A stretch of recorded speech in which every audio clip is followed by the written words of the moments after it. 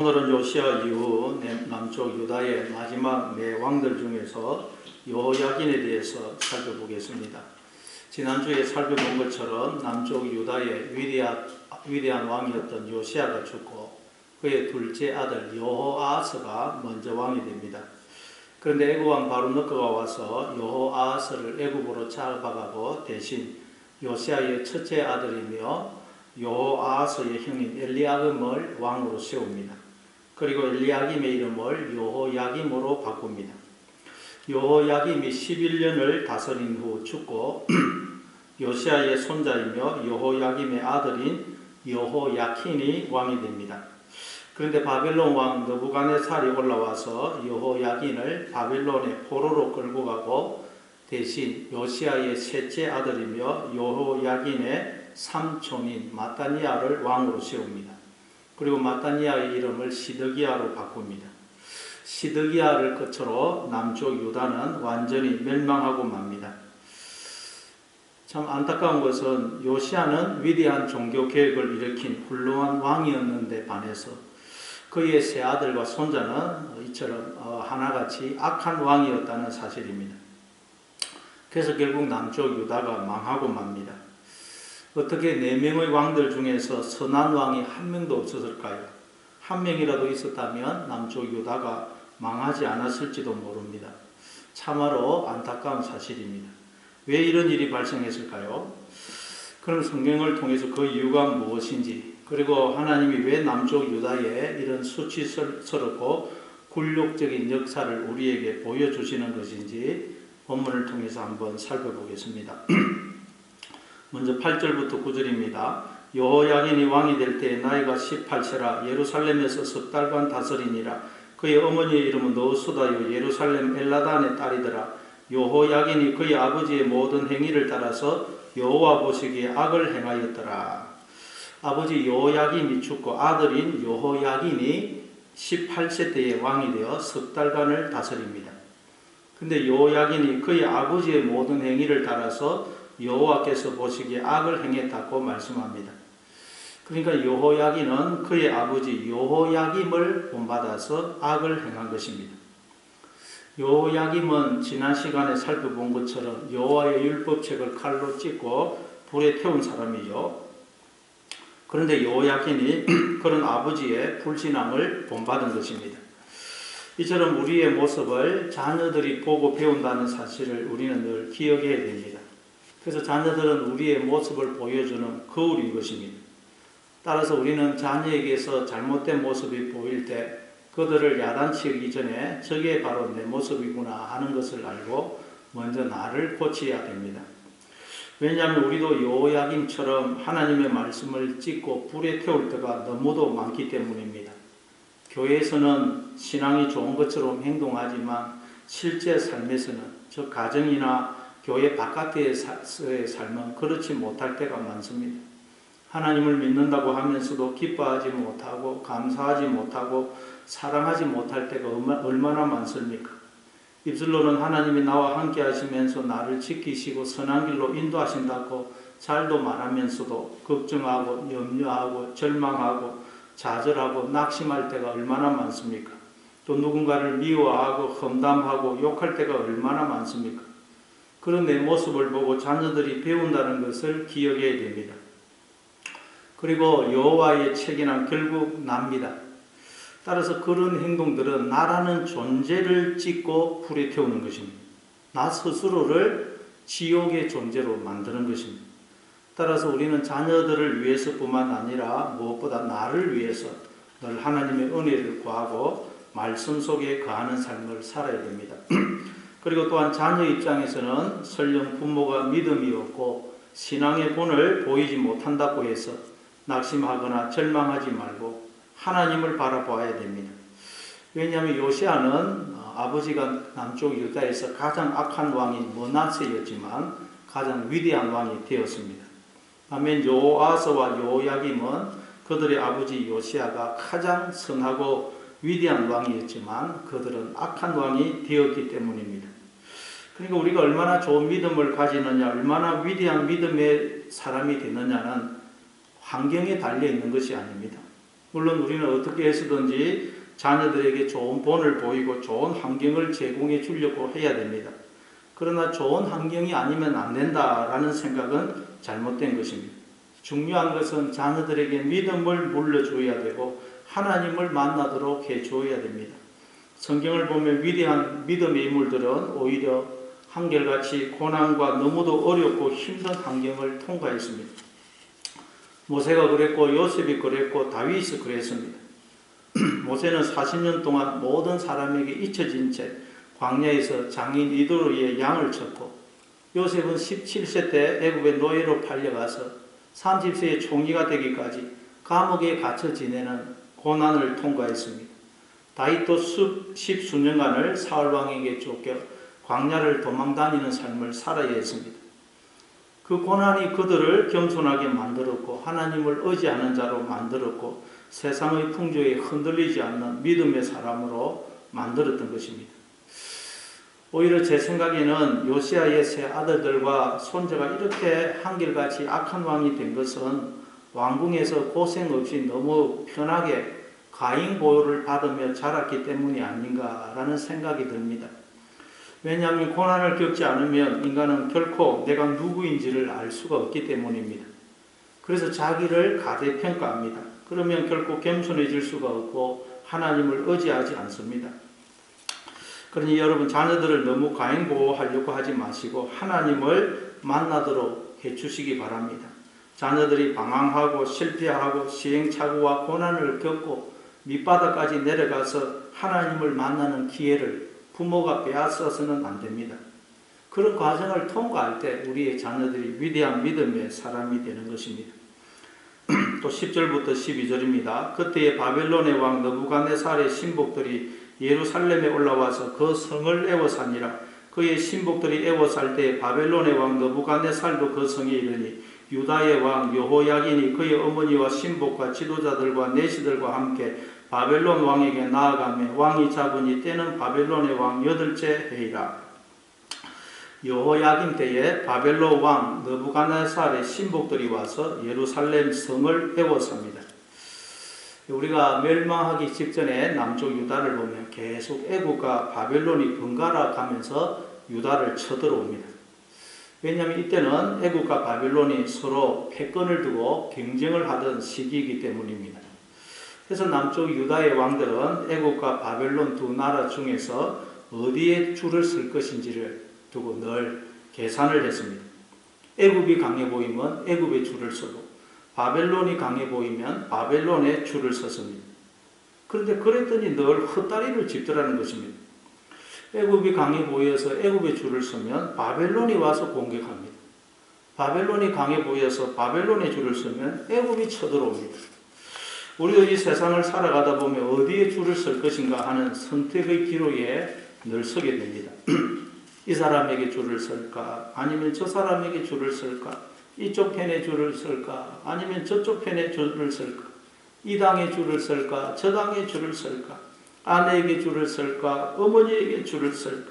돈에 줄을 쓸까? 권력에 줄을 쓸까? 계속 선택의 갈림길에 서게 됩니다. 그러나 우리가 줄을 서야 할 분은 오직 주님이십니다. 주님 외에 엉뚱한 것에 줄을 설면 낭패를 당하는 것입니다.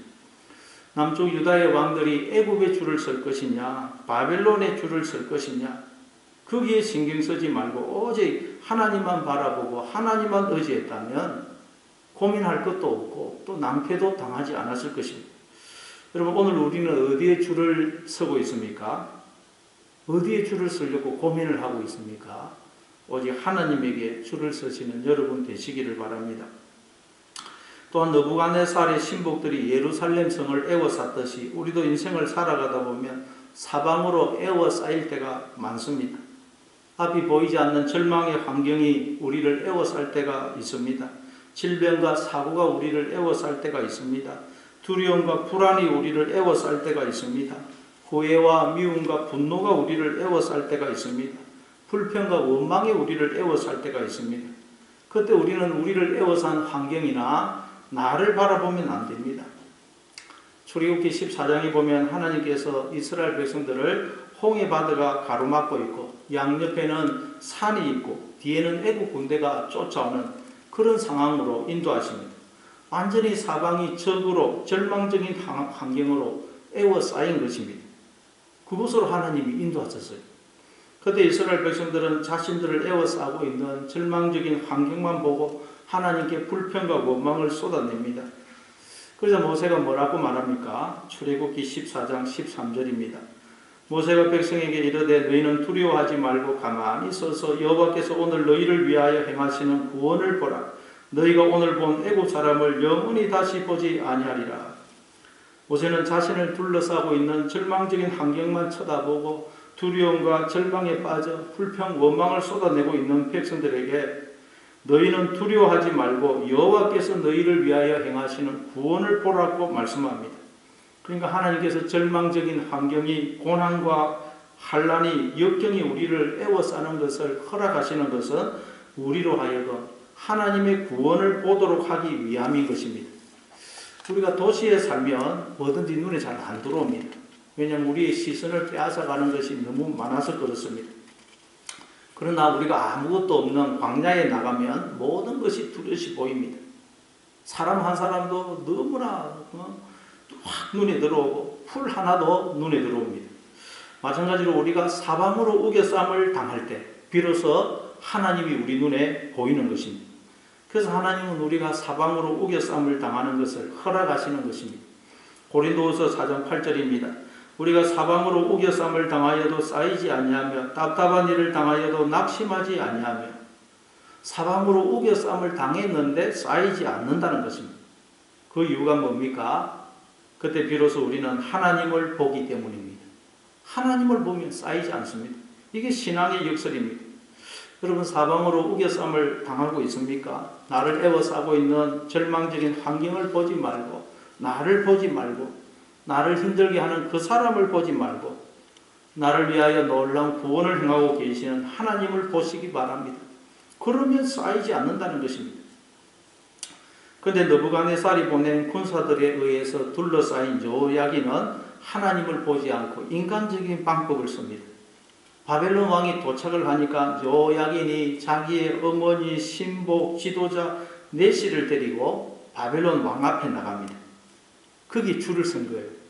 그랬더니 바벨론 왕이 그들을 다 포로로 사로잡습니다.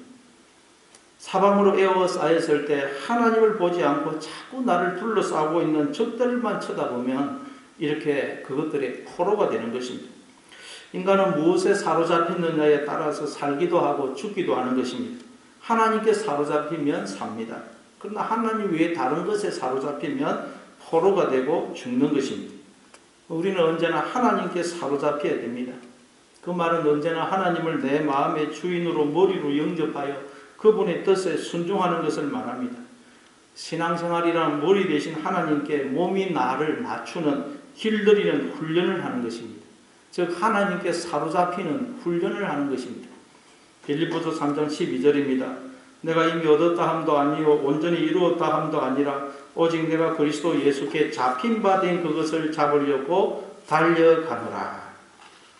그리스도 예수께 잡힌 바 된 그것을 잡으려고 달려간다 그래요. 이 말은 머리 대신 주님께 나를 맞추고 길들여서 주님과 내가 머리와 몸의 관계로 온전히 하나가 되는 그 목적지를 향해 달려간다는 말씀입니다. 주님과 내가 머리와 몸의 관계로 온전히 하나가 되는 그 목적지를 향하여 날마다 나 자신을 머리 대신 주님께 맞추는, 길들이는 훈련을 하시는 여러분의 매일의 삶이 되시기를 바랍니다. 13절입니다. 그가 여호와의 성전의 모든 보물과 왕궁 보물을 집어내고 또 이스라엘의 왕 솔로몬이 만든 것, 그 여호와의 성전의 금그릇을 다 파괴하였으니 여호와의 말씀과 같이 되었더라. 사방으로 우겨쌈을 당할 때 하나님을 바라보지 못한 여호야긴은 어떻게 됩니까? 느부갓네살이 여호와의 성전에 있는 보물과 왕궁에 있는 모든 보물을 집어내어서 파괴합니다. 여호와의 성전은 우리를 가리키지 않습니까?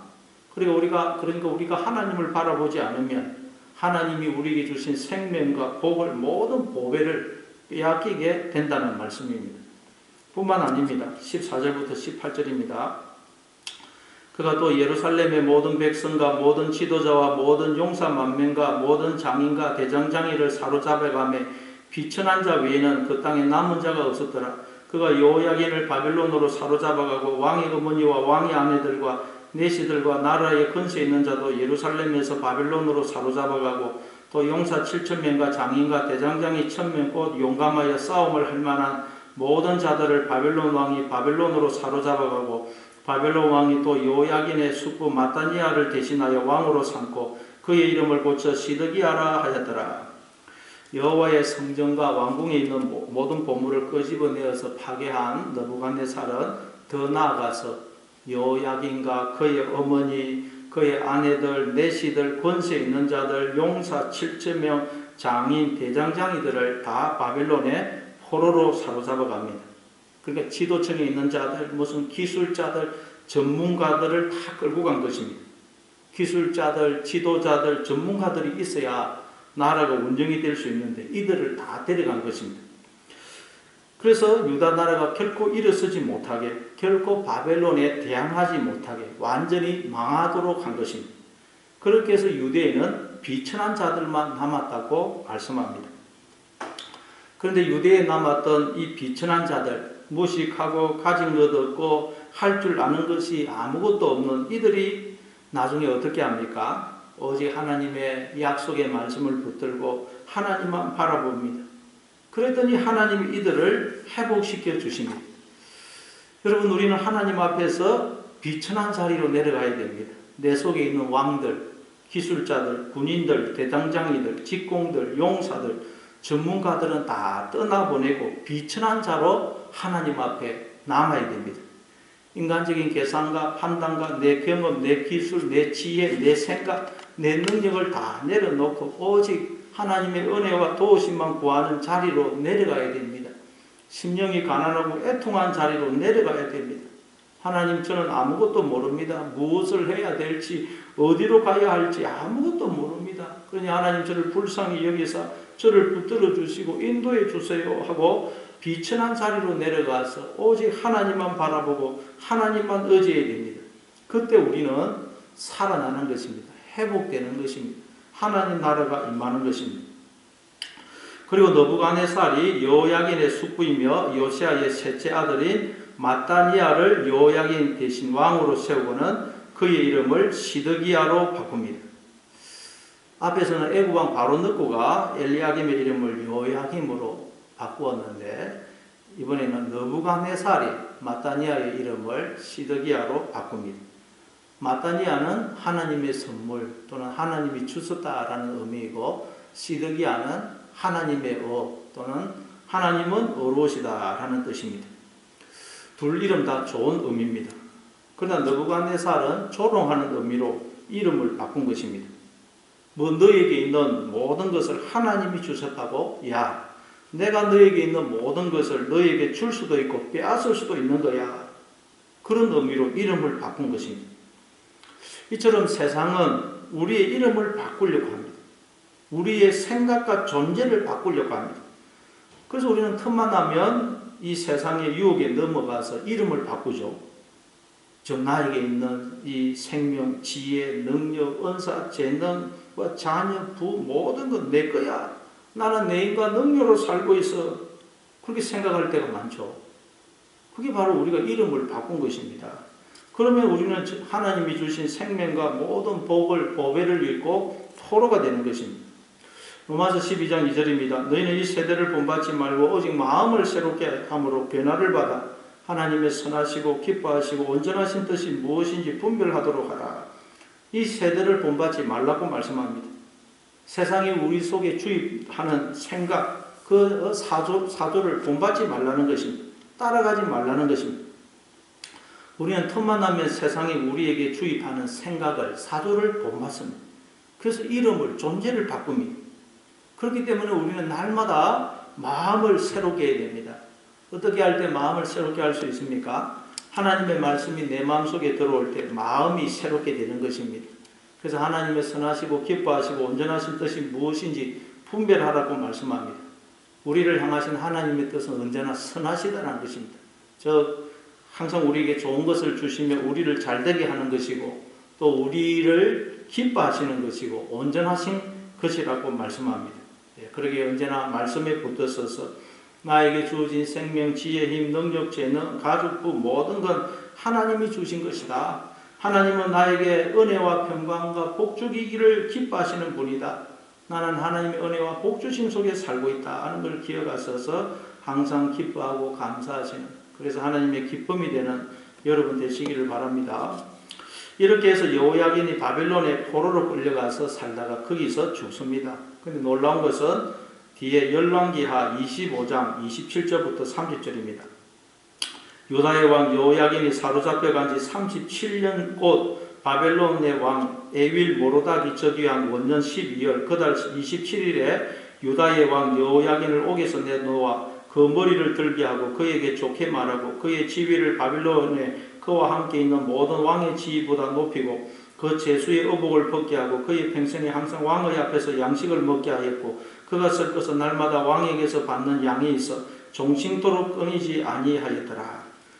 여호야긴은 18살 때 바벨론에 포로로 끌려가서 37년 동안 강금 생활을 합니다. 옥중 생활을 합니다. 37년 동안. 얼마나 힘들고 고통스러웠겠습니까? 혹을 떠나서 저 타국에서 옥중 생활을 하니 얼마나 외롭고 고독했겠습니까? 그런데 놀라운 것은 37년이 지나자 바벨론 왕 에윌 모로닥이 여호야긴을 옥에서 나오게 하여 그에게 좋게 말하고 그의 지위를 바벨론에 있는 모든 왕의 지위보다 높이고 평생 왕 앞에서 음식을 먹게 하고 모든 쓸 것을 공급해 줍니다. 그러니까 여호야긴이 55살 55살이 되자 그가 다시 회복이 된 것입니다. 일어난 것입니다. 도대체 어떻게 해서 이런 일이 생겼을까요? 바로 하나님께서 은혜를 베푸신 것입니다. 역대상 3장 16절에 보면 하나님께서 여호야긴을 여고냐로 부릅니다. 여고냐. 여호야김의 아들들은 그의 아들 여고냐, 그의 아들 시드기야요. 그리고 예레미야 37장 1절에 보면 여호야김의 이름을 고니야로 부릅니다. 요시야 아들 시드기야가 여호야김의 아들 고니야의 뒤를 이어 왕이 되었으니 이는 바벨론의 느부갓네살 왕이 그를 유다 땅의 왕으로 삼음이었더라. 여고냐와 고니야는 여호야긴과 비슷한 의미입니다. 여호야긴은 여호와께서 세우신다라는 뜻이고 여고냐와 고니야는 거기에 의지가 들어간 거예요. 의지. 여호와께서 반드시 세우실 것이다. 의지가 들어간 것입니다. 그러니까 여호야긴은 바벨론에서 37년 동안 감옥 생활하는 동안 하나님의 은혜가 아니면 하나님이 나를 세워주지 않으시면 나는 결코 살 수가 없는 자구나 하는 것을 깨닫고 비천한 자리로 내려간 것입니다. 오직 하나님만 바라보고 의지하는 비천한 자가 된 것입니다. 그랬더니 하나님이 그가 감옥 생활을 한 지 37년째 되던 해, 저 55살이 되던 해에 그를 다시 회복시켜 주십니다. 그러니까 여호야긴에게 37년 동안의 바벨론의 포로 생활은 그를 다시 세워주시려는 하나님의 뜻이었던 것입니다. 그러니까 우리가 지금 어떤 절망적인 상황에 처해 있던, 어떤 실패를 했던, 어떤 수치와 부끄러움을 당했던, 지금까지 내가 어떤 삶을 살았던, 내가 지금 감옥에 갇힌 것과 같은 그런 삶을 살고 있던 우리는 절망할 필요가 없다는 거예요. 하나님의 약속의 말씀을 붙들고 하나님만 바라보고 의지하면 우리는 다시 일어나는 것입니다. 하나님이 우리를 다시 이렇게 세워주시는 것입니다. 아니 하나님이 우리를 이렇게 세워주시려고 놀라운 일을 행하시려고 우리를 지금까지 37년 동안 감옥 생활하는 것과 같은 그런 삶을 통과하게 하신 것입니다. 그러니 여러분 어떤 상황, 어떤 처지에 있어든 주님의 약속의 말씀을 붙들고 주님을 바라보고 의지하심으로 일어나시는 여러분 되시기를 바랍니다.